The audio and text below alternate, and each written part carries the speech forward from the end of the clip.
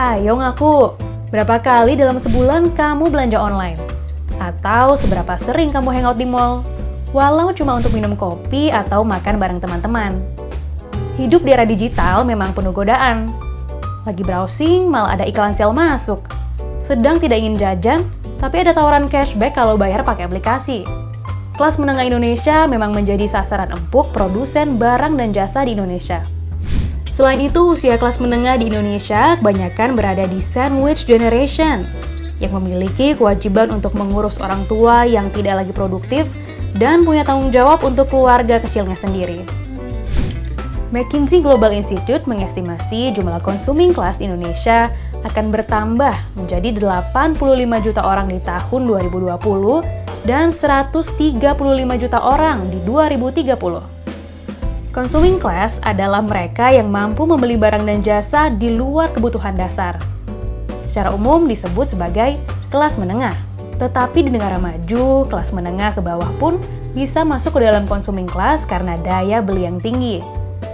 Meningkatnya jumlah kelas menengah di Indonesia bisa terlihat dari peningkatan konsumsi orang Indonesia berdasarkan survei yang dilakukan Credit Suisse. Fashion dan liburan mengalami peningkatan terbesar, disusul parfum dan sepatu olahraga.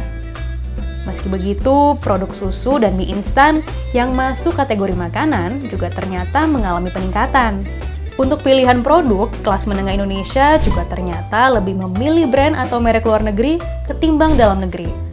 Persentase terbesar ada di sepatu olahraga dan perhiasan. Lalu dengan adanya peningkatan konsumsi, apakah kelas menengah juga menabung dan berinvestasi? Yuk kita buka data hasil survei Narasi TV terhadap 295 responden di usia produktif dengan rentang usia 21 hingga 44 tahun.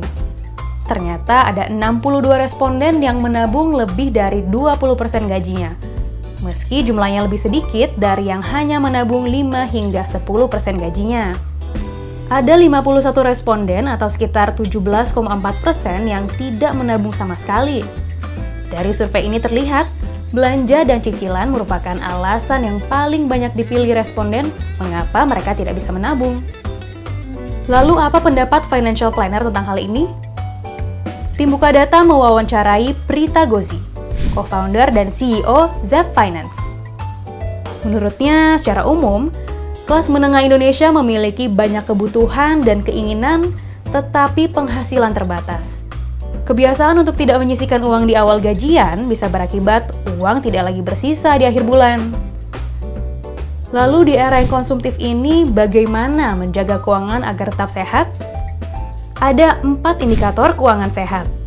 Saatnya bertanya ke diri sendiri apakah pengeluaran kita tidak lebih besar dari penghasilan. Apakah kita memiliki utang? Jika iya, apakah cicilannya maksimal 30% dari gaji?